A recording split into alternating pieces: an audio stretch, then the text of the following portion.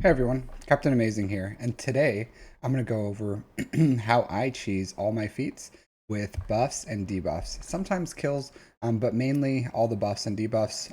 And I've done this for every single conquest, so it's very reliable. So I'll show you how I do it.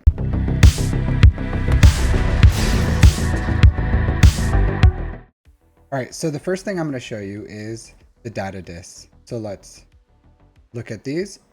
So the big thing that you need is you don't have to have these heal over times or protection shields or quickenings. I do like heal over times. I think they're really great for this, and I'll go over why. But the biggest thing that you need here is voluntary vanguard. Voluntary vanguard is the most important part of this. It's gonna be what keeps your team safe, essentially.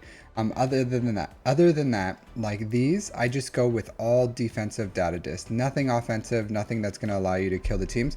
Because when you go to the consumables, you don't want these. Yeah, let's see. Yeah, sure, that one. So you don't want the enemy to die. So here I just go with whatever, you can go speed, protection. I would say don't do evasion because you want you do want them to hit. So no evasion unless you're going for the evasion feat, then you can use the evasion one. But other than that, like survivability, I think health is great here. You can go with protection. And then here, deployable cooling systems. Deployable cooling systems is the key for this.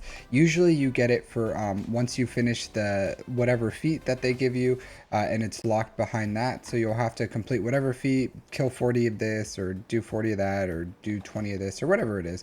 It changes for every conquest. So for this one, once you have this deployable cooling systems, and that's why I do this at the very end of conquest, I just save save these, and then I do them usually in one battle each. So yeah, so deployable cooling systems is very important for this to work. So voluntary vanguard, deployable cooling system, heal over times are great if you have them, and then this protection up disc is also protection shield, very amazing just for survivability. I use it all the time. And then spirited speed is good. Whenever you gain a buff, you also gain turn meter just to run that turn meter train. Not necessary, but I would say protection shield, amazing, just for survivability. Heal over time feeds into the mechanics of what we're going to do. And then voluntary vanguard is essential for surviving.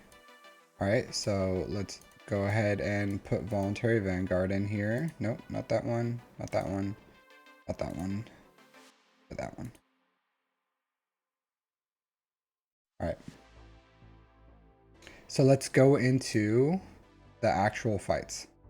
So generally when I'm doing this, I'm looking for nodes that have Mon Mothma in it. So the reason is she has great survivability. You're not going to accidentally kill the team.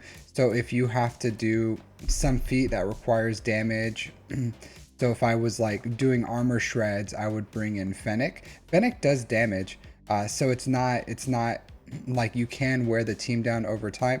Like Malik, he's going to attack sometimes. You'll just use a basic on him. But essentially, this is the team. You don't have to go with this lead. You can go with no lead.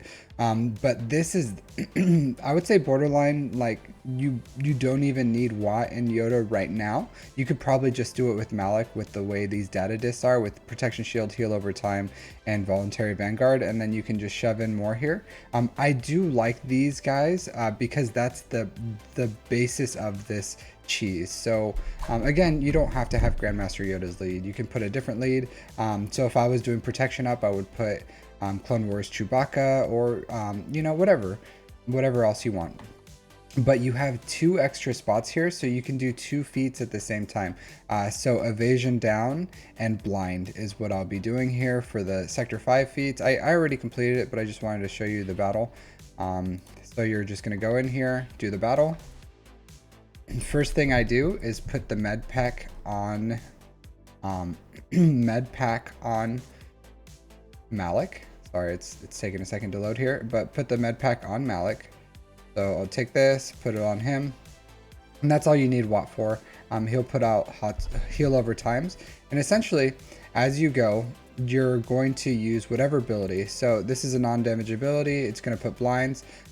If you wanted to, you could, if they have some buffs you wanted, you can steal those buffs, but usually I just do that, puts out some foresights, blinds, and then you just continue this. You just basic, and that's it. Like, you are now, you're now cooking, and you'll be able to do these. So see how Malik is putting out fear, and that's why I love using Malik for this. You could use JML, you can use any other tank, but Malik really is the best for this, just because he's gonna put out that fear, and then whenever they attack, so she'll do, usually if she attacks, everyone will assist, they'll all attack Malik, and then a lot of them will get fear. So yeah, and that's it. So you can do this with low gear people. You're putting a lot of foresights out there. You have some survivability discs. It's usually pretty fine. And this is how I do literally every single one.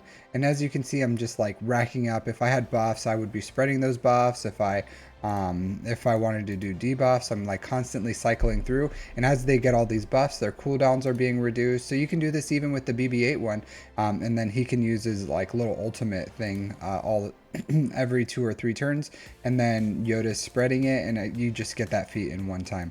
So yeah, that's how this works. So it's super easy, super basic. You can use this in every single conquest. This is what I do, and I do it at the very end, and I just like run through all those feats, and you know, like probably 30 minutes to an hour maybe, I'll complete everything. You can do this on boss nodes if you want, if you find a good boss node for it, and it'll give you that 10 to 15 minutes.